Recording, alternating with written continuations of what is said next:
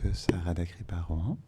Aujourd'hui, nous allons partager un verset de la Bhagavad Gita, chapitre 6, verset 47.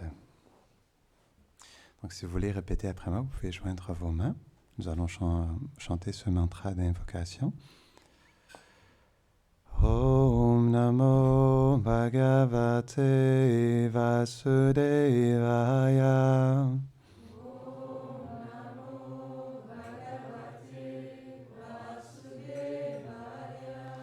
Om Namo Bhagavate Vasudevaya.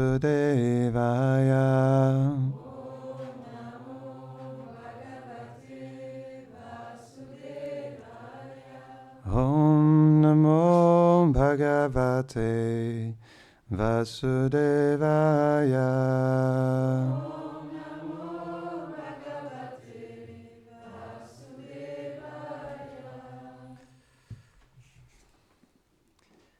Yoginam api sarvesham adgate nantaratmana Shraddhavan bhajate yomam same yuktatamo mataha. Traduction. Et de tous les yogis, celui qui, avec une foi totale, demeure toujours en moi et médite sur moi en me servant avec amour, celui-là est le plus grand et m'est le plus intimement lié. Tel est mon avis. Teneur et portée. Le mot bhajate est ici lourd de sens. Sa racine, le verbe bhaj, traduit l'idée de service. Les verbes français vénérer, rendre un culte, ne rendent pas exactement le sens de bhaj, car ils indiquent soit le respect et l'honneur montrés à celui qui en est digne, soit l'adoration, tandis que bhaj signifie servir avec foi et amour, et ne s'adresse qu'à Dieu, la personne suprême. Si en ne révérant pas un déva ou un homme de bien, on passe pour irrespectueux, en négligeant de servir le Seigneur suprême, on est assurément condamné. L'être vivant de par sa nature, parce qu'il fait partie intégrante de Dieu, a pour fonction de servir le Seigneur, comme l'explique fort bien le Srimad Bhagavatam. S'il se déroge à ce devoir, il choisit.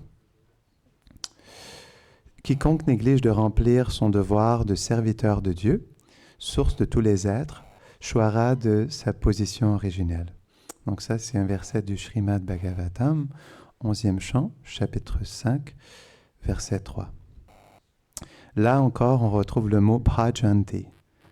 Cela prouve bien qu'au contraire de vénérer et de rendre un culte qui peuvent s'adresser à un homme ou à un déva, bhajanti ne s'applique qu'à Dieu. Portons également une attention particulière au terme avajananti, mentionné ici, et qu'on retrouve dans la Bhagavad Gita.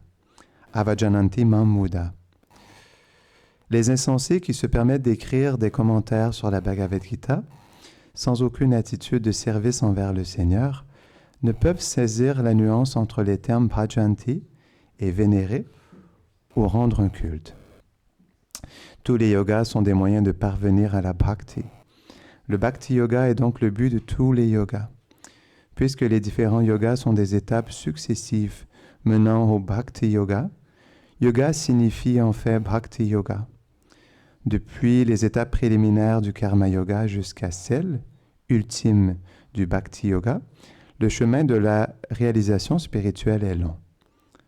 On commence dans le karma yoga par agir sans vouloir jouir du fruit de l'acte. Puis, lorsque mûrissent la connaissance et le renoncement, on passe à ce qu'on appelle le stade du Gyan Yoga.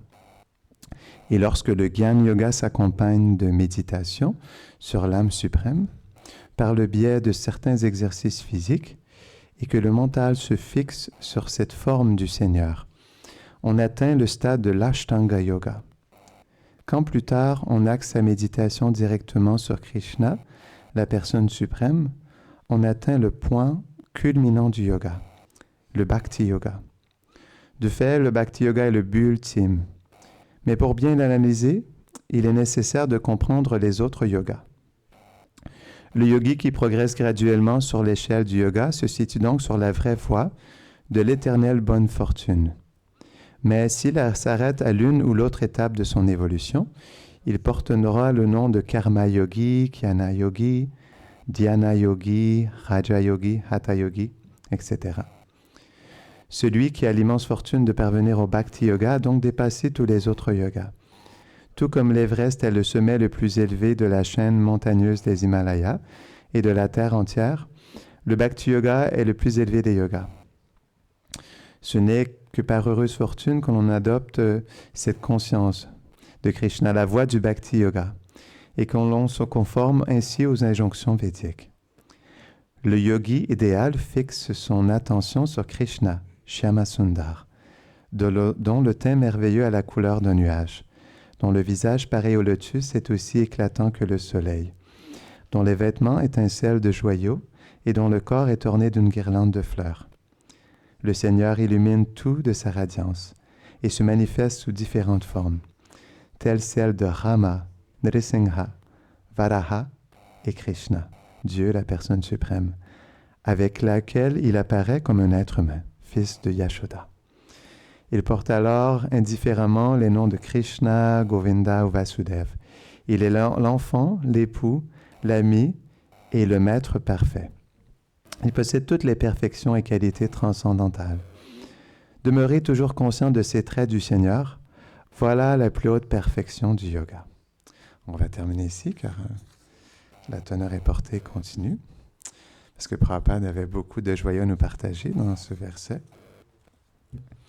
Om Gyanatimirandasya Gyanam Jarashadakaya Chakshurun Miritam Jaina Tasmai Shri Gurave Namaha Shri Chaitanya Manobishtam Stapitam Jaina Bhutale Swayam Rupa Karamayam Darati Svapadantikam He Krishna Karuna Sindho Dinabandho Jagatpate Gopesha Gopika Kanta Radha Kanta Namostute Tapta Kanchana Gaurangi Radhe Brindavaneshwari Brishabhanusute Devi Pranamami Hare Priye Vanchakalpatarubhyashta Kripa Sindhuvya eva cha Patitanam Pavanebhyo Vaishnavebhyo Namo Namaha Jaya Shri Krishna Chaitanya Prabhu Nityananda Shri Advaita Gadadhara Shivasadi Gaura Bhakta Vrinda Hare Krishna Krishna Krishna Hare Hare Hare Rama Rama Rama Hare Hare Namaham Vishnu Padaya Krishna Prishtaya Bhutale Shrimate Bhaktivedanta Swaminiti Namine Namaste Saraswati Deve Gauravani Pracharine Nirvishesha Shunyavadi Pashtata Deshatarine. C'est un très beau verset de la Bhagavad Gita. Je méditais là-dessus lorsque je lisais la teneur reportée de Srila Prabhupada. On cherche tous l'amour. Et c'est pas pour rien que la perfection du yoga est l'amour. Donc le bhakti yoga culmine dans l'amour. Donc on pourrait se dire l'être vivant a plusieurs buts selon notre naissance, notre personnalité, notre nature, nos désirs. Nous avons différents buts. Mais quel est le but suprême de la vie, qui est pour tous les êtres vivants? Eh bien, c'est révélé dans les anciens textes de yoga que ce but est prema, l'amour de Dieu. Donc ça, c'est le but ultime de tous les êtres vivants. C'est pourquoi on cherche l'amour. Parce qu'on est fait pour l'amour. On cherche tous à aimer et à être aimés. Est-ce que quelqu'un ici ne cherche pas l'amour?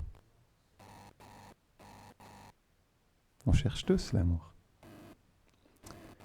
Mais c'est juste qu'on ne le cherche pas au bon endroit. On le cherche dans quelque chose de temporaire. Parce que si l'amour, c'est le but ultime de tous les êtres vivants, alors ça doit être accessible. Mais si on se pose sincèrement cette question, est-ce que nous avons réellement fait l'expérience de l'amour? L'amour avec un grand A.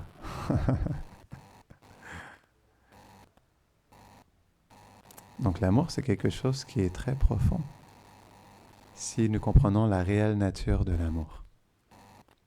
Premièrement, on doit comprendre la nature de ce monde, si on veut réellement comprendre la nature de l'amour.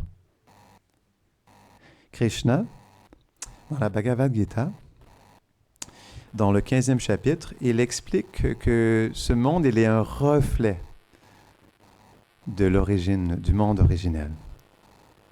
Tout ce que nous voyons dans ce monde est un reflet. Comme par exemple, il donne l'exemple de l'arbre banyan, qui est reflété sur la surface de l'eau.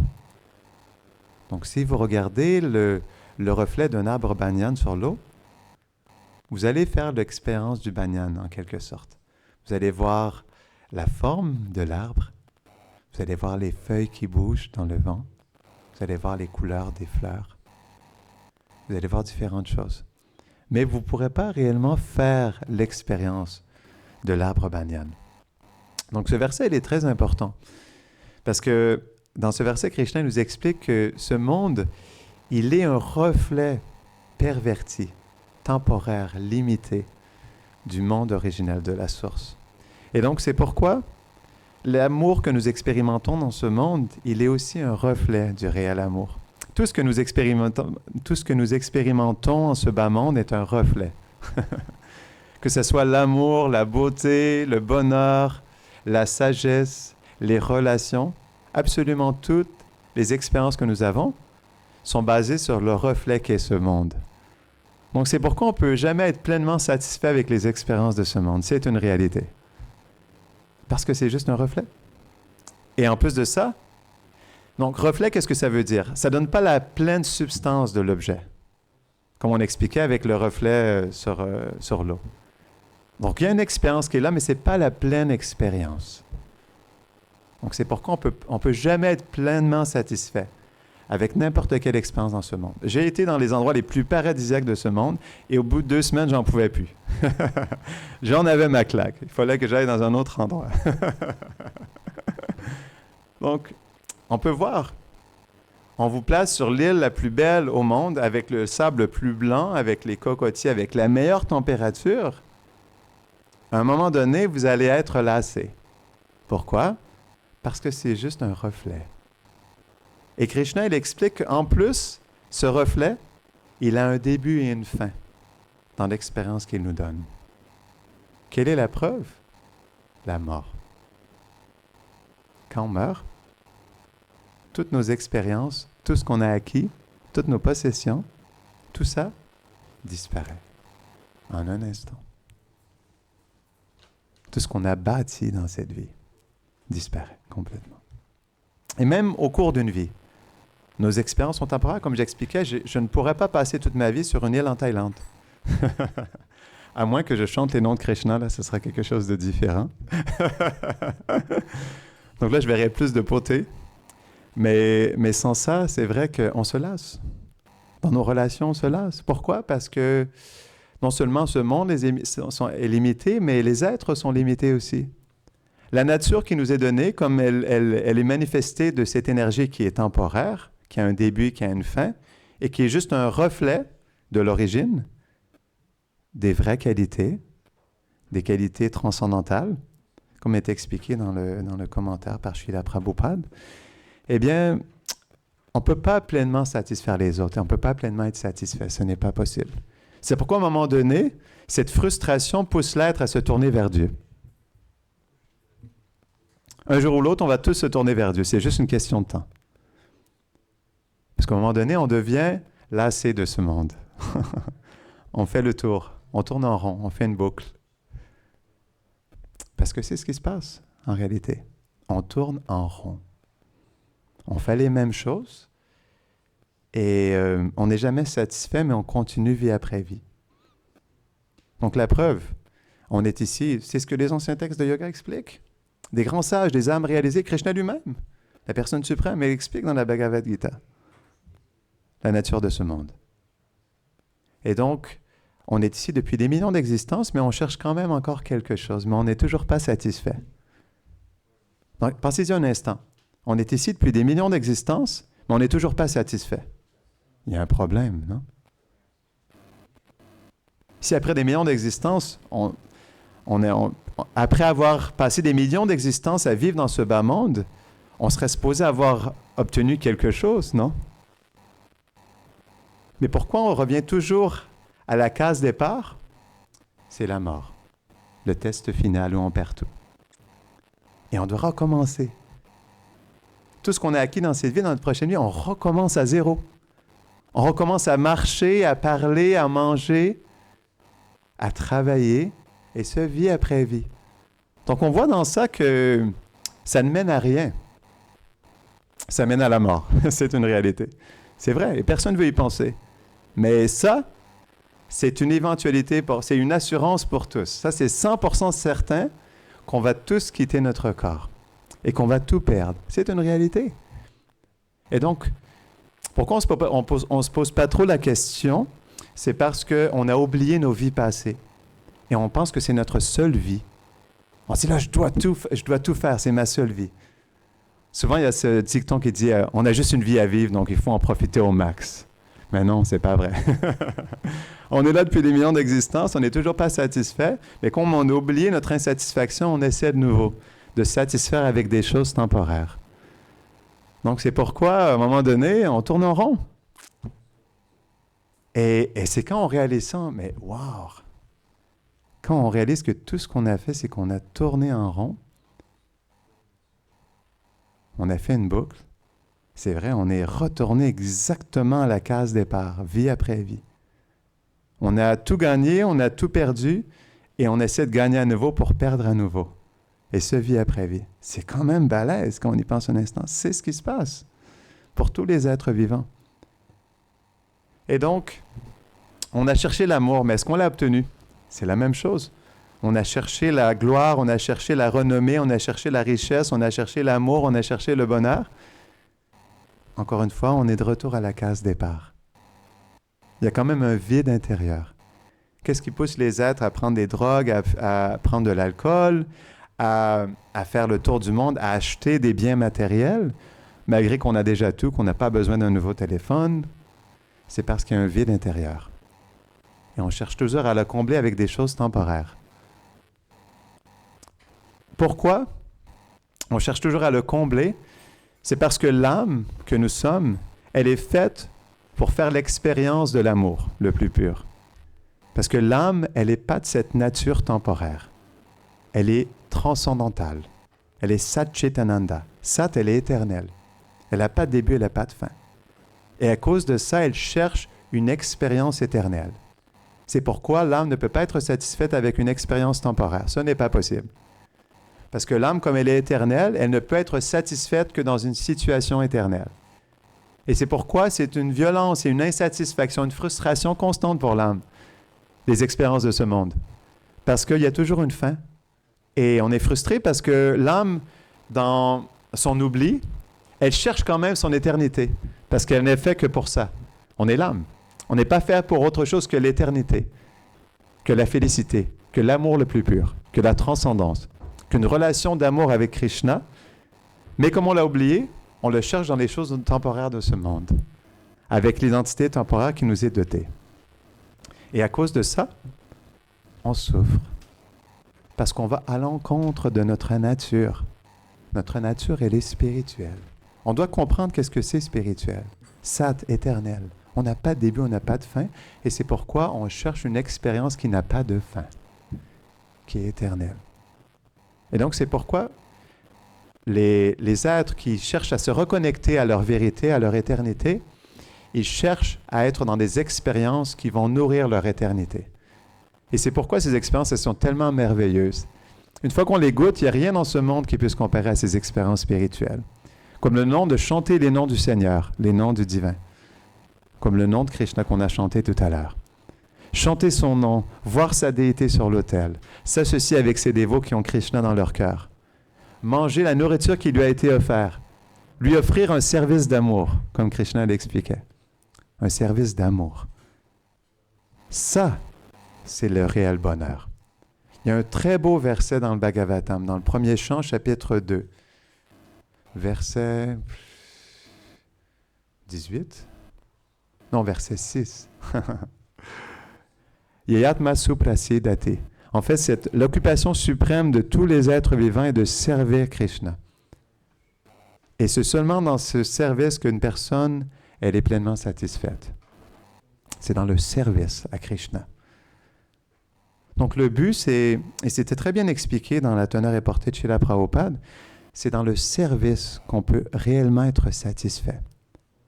Et dans cette vie même, comme l'explique Krishna dans la Bhagavad Gita, on peut faire l'expérience du nectar de l'immortalité dans cette vie même, lorsqu'on se connecte à Krishna. C'est tellement beau le service de dévotion, le Bhakti Yoga. On n'a pas besoin de changer quoi que ce soit. Il faut juste ajouter Krishna dans notre vie, dans nos activités. C'est ça le yoga. Yoga, ça veut dire s'unir avec Dieu. S'unir avec Krishna dans chaque aspect de notre vie. Dans nos pensées, dans nos désirs, dans nos sentiments, dans nos relations, dans nos activités, dans nos gestes au quotidien. Dans tout ce qu'on fait, on peut se connecter à Krishna. Et c'est quand on ajoute Krishna dans nos activités, quand on pense à lui, quand on fait les choses pour lui, en comprenant que de toute façon, ce monde, il est fait pour lui. Tout est par lui et pour lui. Parce que c'est Krishna qui a créé ce monde.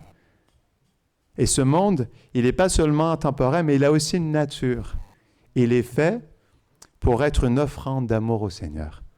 Parce que toutes les énergies du Seigneur, comme nous-mêmes, sont faites pour servir le Seigneur, faire un service d'amour. C'est pourquoi Krishna, dans ce verset, il dit que le plus grand de tous les yogis est celui qui me sert avec amour.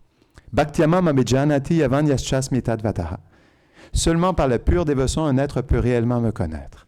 C'est tellement beau ce verset.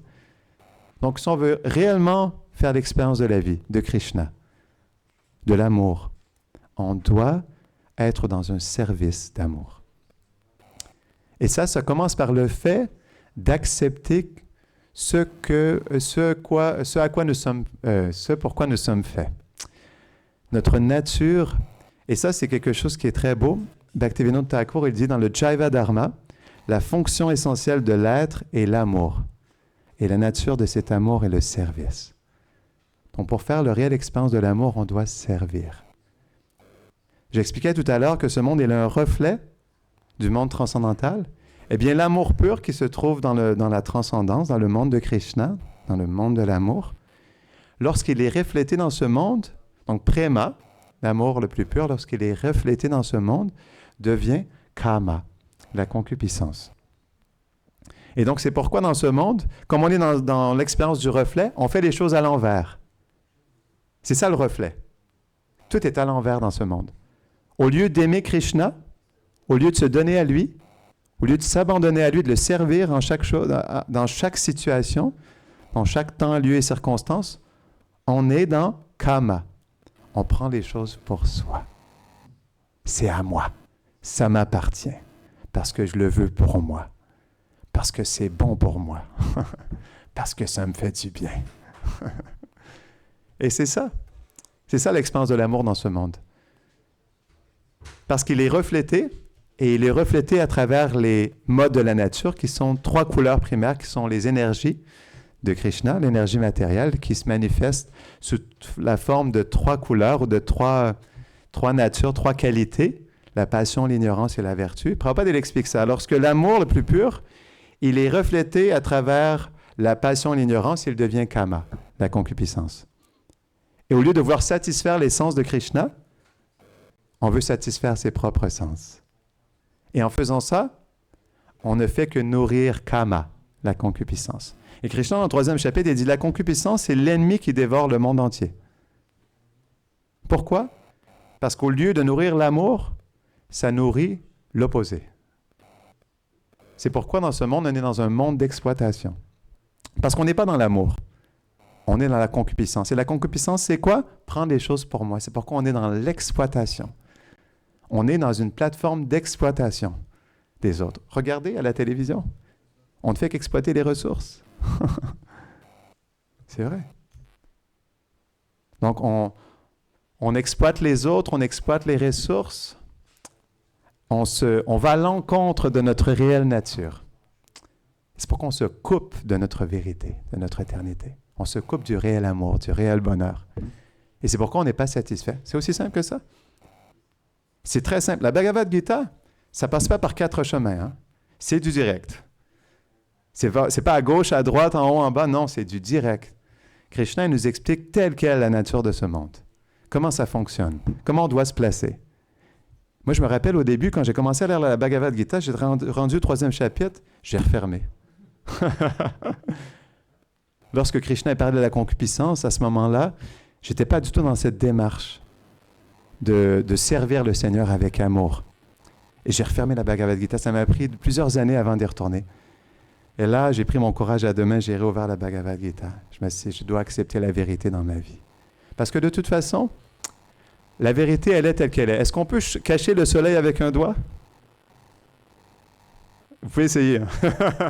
Surtout à 35 degrés dehors. Est-ce que vous pouvez cacher le soleil pour vous faire de l'ombre avec votre doigt comme ça? Hey, non, il fait trop chaud là. C'est pas possible. Donc c'est ça, c'est ce qui se passe. Le soleil, il brille de sa radiance, il illumine toutes choses, et on essaie de le cacher avec notre ignorance. Non, non, je veux pas te voir, non, c'est pas comme ça, non, c'est moi qui décide. Mais pourtant, le soleil, il est toujours là. Donc, peu importe nos élucubrations ou notre perception biaisée de la vie, due à notre manque de connaissance, due à notre conscience qui est recouverte par toutes ces couches matérielles, on n'arrive pas à percevoir la vie telle qu'elle est. Et on se fait notre propre idée sur la vie. Et on se trompe royalement. C'est pourquoi les textes comme la Bhagavad Gita, ce n'est pas un texte religieux. C'est la science de l'âme. Le ABC de l'âme. De la nature de ce monde, la nature de Krishna, la personne suprême, de ses énergies. Et le processus par lequel on peut se connecter à lui et se libérer de cette influence de l'énergie matérielle. Et vivre dans notre vérité. Le point, c'est que on n'a pas besoin, comme j'expliquais tout à l'heure, d'enlever quoi que ce soit. On doit vivre avec Krishna parce que de toute façon, il est là, en chaque chose.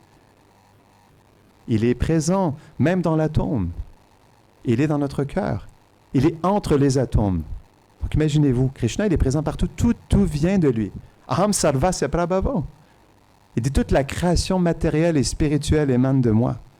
Notre corps vient de lui. Notre réelle personne, notre âme vient de Krishna. On est une énergie de Krishna.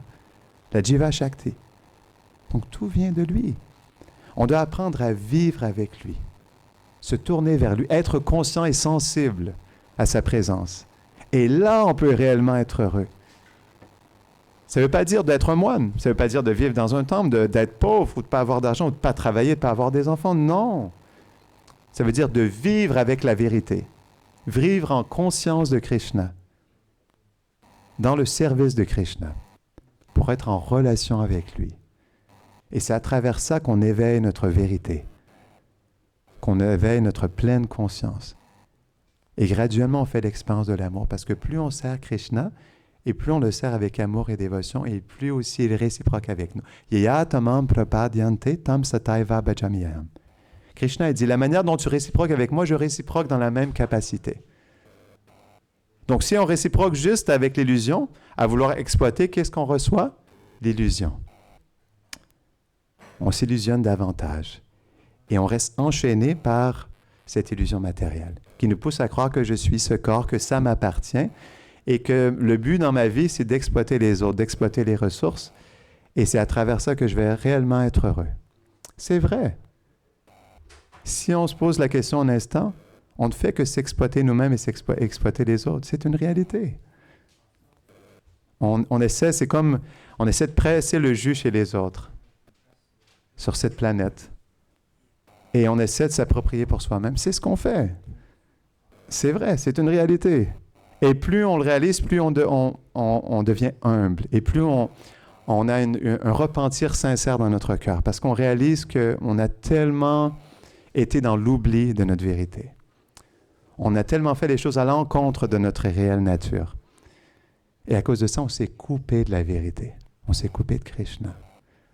On s'est coupé de notre éternité. Et c'est ce qui fait qu'on est malheureux. Vous pouvez aller dans le métro, regarder les gens face à face, regarder dans les yeux. Est-ce qu'ils ont l'air vraiment heureux? Est-ce qu'ils ont atteint le but suprême de l'existence? Est-ce qu'ils sont pleinement satisfaits? Ou vous pouvez vous regarder vous-même dans le miroir. Est-ce que vous êtes pleinement satisfait dans votre vie? Est-ce que vous pouvez dire, oui, j'ai atteint le but de l'existence. Je n'ai plus rien d'autre à atteindre dans ma vie. C'est vrai.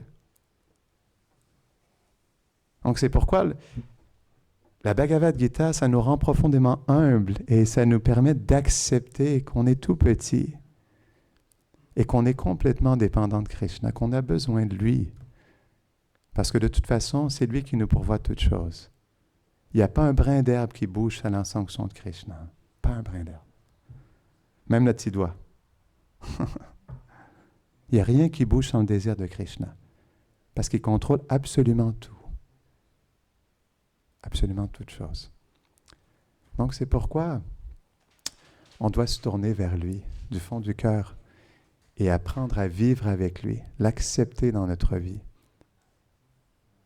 Comprendre notre place. Et ça veut dire accepter la place de Krishna. Parce que quand on accepte la place de Krishna dans notre vie, elle prend toute la place. Elle prend tellement la place qu'on se sent tellement petit et insignifiant. On a envie de se cacher. OK, je creuse mon trou. Non, mais c'est quelque chose de positif. C'est très beau dans le sens où on veut plutôt, OK, je vais le dire de cette manière, on veut être un petit brin d'herbe, un petit grain de poussière à ses pieds pareil au lotus. On veut juste être placé à ses pieds pareil au lotus, tel un petit grain de poussière. Ça, c'est notre position. On est satisfait comme ça. Krishna, fais ce que tu veux avec moi. Je suis juste ton petit serviteur. Je cherche à t'aimer. J'aspire à être avec toi. S'il te plaît, Krishna, prends contrôle de ma vie. Accepte-moi dans ton service. C'est pourquoi on chante le Mahamantra. Hare Krishna, Krishna Krishna, Hare Hare, Hare Rama, Rama Rama, Hare Hare. Ça veut dire, Krishna, s'il te plaît, Krishna, je suis ton serviteur perdu. Accepte-moi dans ton service, je t'en prie. Accepte-moi dans ton service. Et c'est pourquoi on va aussi continuer à le chanter. On devrait chanter tous les jours. Ça, c'est la prière de l'âme, c'est la prière du cœur. C'est pourquoi ce mantra est le Maha-mantra, le plus grand de tous les mantras. Parce que c'est la prière du cœur où on cherche l'amour. On aspire au service d'amour. Et Krishna, il dit, le plus grand de tous les yogis est celui qui est dans mon service d'amour. Je suis complètement uni avec lui. Donc quand on sert Krishna, Krishna, il désire nous servir aussi. Yatamam prapanante. Parce que tout ce qu'on fait pour Krishna, il souhaite faire la même chose pour nous. Et c'est pourquoi c'est beau le service de dévotion. Parce que même si Krishna est la personne suprême, c'est pas qu'on est dans un esclavage. Quand on le sert, Krishna nous sert aussi. De toute façon, il nous sert à chaque instant. Parce qu'il maintient toutes les énergies de ce monde. Il maintient notre corps, il maintient notre famille, il maintient notre compte en banque. Il maintient toute notre situation matérielle. Donc, il nous sert de toute façon déjà à chaque instant. Mais plus on le sert avec amour et plus il rend l'appareil avec amour aussi. C'est pourquoi c'est un cadeau sans pareil, en fait, la bhakti, la dévotion. Parce que plus on aime Krishna et plus il nous aime. Et imaginez-vous l'amour du Seigneur qu'il porte envers nous. À quel point c'est quelque chose d'illimité. Parce que nous, notre capacité à aimer le Seigneur, elle est petite. Mais la capacité de Krishna à aimer, qui est la source de l'amour, elle est illimitée. Donc c'est pourquoi quand Krishna nous aime, c'est quelque chose qui est complètement illimité, qui nous dépasse totalement. Rupa Goswami, c'est Jiva Goswami, pardon. Jiva Goswami, il dit Bhagavan, ce qui est un nom pour le Seigneur, ça veut dire celui qui possède les 6 qualités principales, la plus grande beauté, la plus grande sagesse, le plus grand renoncement, la plus grande richesse. Donc, Jiva Goswami, il dit Bhagavan, ça veut dire celui il est tellement attirant que lorsqu'on le regarde même juste une fois, on a envie de se donner complètement à lui. Ça veut dire Bhagavan, la personne suprême. Grantara Shrimad Bhagavad Gita ki Jai Nitai Gaura Premanande.